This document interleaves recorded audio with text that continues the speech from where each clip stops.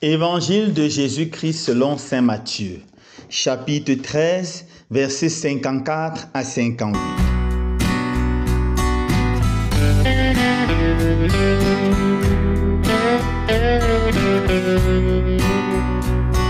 Jésus alla dans son pays et il enseignait les gens dans leur synagogue, de telle manière qu'il était frappé d'étonnement et disait: d'où lui viennent cette sagesse et ces miracles?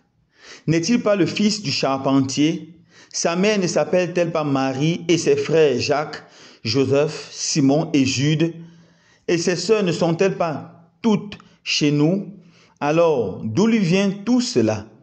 Et ils étaient profondément choqués à cause de lui. Jésus leur dit: un prophète n'est méprisé que dans sa patrie et dans sa propre maison. Et il ne fit pas beaucoup de miracles à cet endroit-là à cause de leur manque de foi. Acclamons la parole de Dieu. Louange à toi, Seigneur Jésus.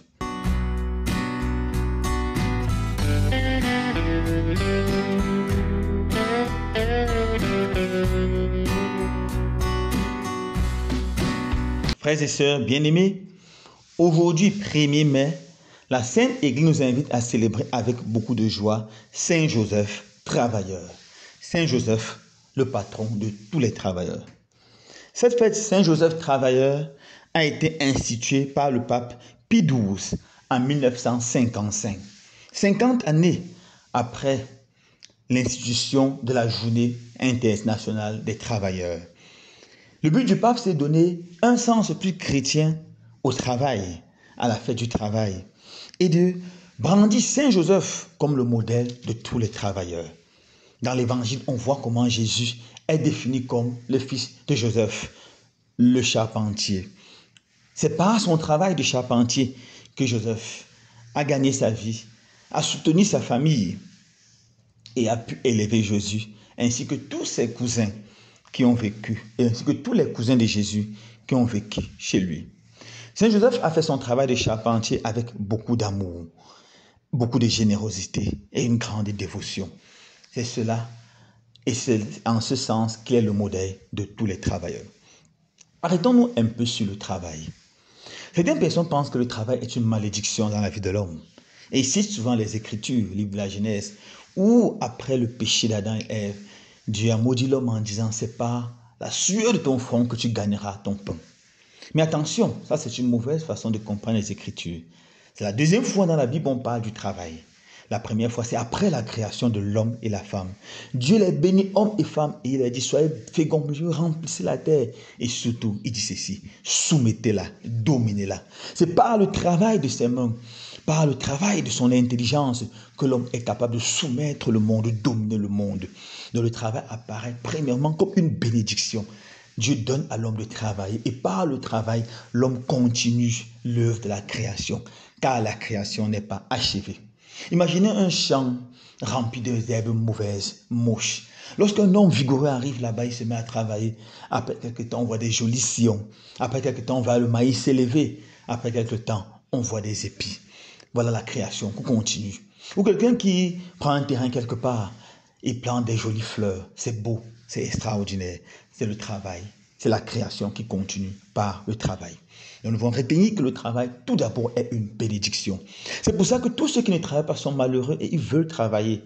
C'est pour ça que le chômage est un problème, c'est un drame. C'est pour ça que chaque gouvernement doit travailler de façon, ça travaille sans relâche pour réduire le chômage. Dans beaucoup de nos pays africains, malheureusement, les gouvernements ne font pas tout ce qu'ils doivent faire. Et la conséquence est désastreuse. Tellement de nos jeunes prennent le chemin de l'aventure, le chemin du désert, le chemin de la mer, et meurent souvent comme des animaux. Le gouvernement doit toujours être interpellé, garder à l'esprit qu'il doit trouver des opportunités pour les jeunes, créer des opportunités pour les hommes. Bien sûr, le gouvernement ne pourra jamais employer tout le monde, mais il doit être un facilitateur pour que les jeunes puissent avoir le travail. Car le chômage est un drame, le chômage est un problème.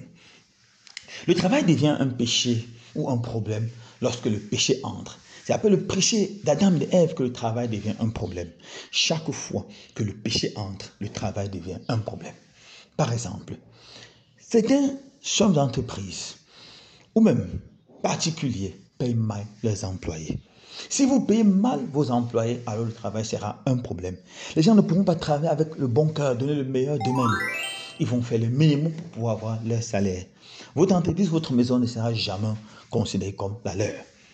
Certaines personnes payent leurs domestiques avec un salaire de misère. Certaines personnes payent leurs chauffeurs avec un salaire de misère. Leurs cuisiniers avec un salaire de misère. Mais est-ce que vous savez que ces gens-là ont votre vie dans leurs mains? Donnez-leur un salaire juste, s'il vous plaît. Ils seront heureux de travailler, ils vous serviront avec joie. Certaines personnes se plaignent parce que leur entreprise n'avance pas comme ils auraient voulu. Mais quel est le salaire que tu donnes? Quel est le salaire que tu donnes à ton employé? Sois heureux, sois honnête. Est-ce qu'avec le salaire que tu leur donnes, quelqu'un peut vivre, se nourrir, se loger, se soigner, prendre soin d'une famille? Si la réponse est non, alors il faut revoir cela. Il faut absolument donner un salaire juste. Nous serons jugés plus encore par le salaire, avec la façon à laquelle nous traitons ceux qui sont sous notre ordre. Le salaire que nous leur donnons, est-ce un salaire juste? Le salaire devient aussi un problème lorsque les harcèlements entrent dans les lieux de service. Oui, mes frères et sœurs, nous devons faire attention. Parce que beaucoup de nos frères et sœurs souffrent harcelés, souvent sexuellement. On a vu des accusations dans les réseaux sociaux d'une pauvre enseignante qui est décédée et qui a certainement été victime d'harcèlement. Est-ce vrai? Nous attendons que la lumière soit faite sur cette affaire. Mais c'est évident que beaucoup d'employés souffrent à cause des harcèlements de leur patron. Et c'est inadmissible. Ce n'est pas acceptable. Chers employés, n'ayez pas peur de les dénoncer. Enregistrez les conversations avec eux. Gardez cela dans votre téléphone. Faites des procès. On ne doit pas tolérer le mal. Le mal continuer à détruire, à pourrir le travail. Le travail est aussi un problème quand les postes sont donnés de façon, excusez-moi l'expression, sexuelle. Dans certaines entreprises, avant de décrocher ton contrat, on te dit sans honte de baisser le pantalon. Entrer dans les pratiques homosexuelles inacceptables. J'ai un ancien étudiant qui m'a appelé pour me dire, on lui a proposé cela. Il me demandait que faire. Je lui ai dit, tu sais quoi faire. Refuse, n'accepte pas d'entrer dans ce jeu diabolique. Si possible, essaie d'avoir les preuves pour dénoncer cette personne sans peur. Oui, mes frères et sœurs, le travail est une malédiction quand le péché s'y installe. Maintenant, nous devons faire attention à la paresse. Le dictionnaire définit la paresse comme l'amour exagéré du repos. Il faut se reposer bien sûr, mais il faut travailler suffisamment avant d'avoir le droit de se reposer. La paresse fait rage dans notre pays. Les jeunes sont de plus en plus paresseux. Ils n'aiment pas faire d'efforts, partisans de moindres efforts. Que ce soit les élèves, les étudiants ou les jeunes, manquent d'esprit d'initiative. Ils espèrent que l'État va donner tous de l'emploi. C'est impossible. Les jeunes doivent être créatifs, créer les emplois, réfléchir. On ne peut pas à l'université, dans les grandes écoles seulement pour avoir des diplômes, mais pour apprendre à être créatif, à réfléchir, pour apprendre à vaincre la paresse. Corneille avait raison de dire que le travail chasse loin de nous trois grands mots. Le vice, la vice, tout ce qui est mauvais, la boisson, la dépravation, la promiscuité sexuelle, le vice, l'ennui. Passer toute la journée devant le téléphone, la télévision, les écrans, et le besoin, la pauvreté, la misère. Nous devons être des hommes et des femmes qui travaillent et par notre travail, gagner le pari de notre avenir. Que le Seigneur bénisse tous les travailleurs et leur donne des conditions acceptables pour leur travail, pour l'épanouissement professionnel. Que le Seigneur bénisse tous ceux qui cherchent un travail afin qu'ils puissent trouver un travail qui les permettra de gagner leur vie décemment et même de faire la charité. Que le Seigneur bénisse tous les chefs d'entreprise afin qu'ils puissent donner à tous leurs employés un salaire juste. Que par le travail, nous développons tous nos pays. Loué soit Jésus-Christ.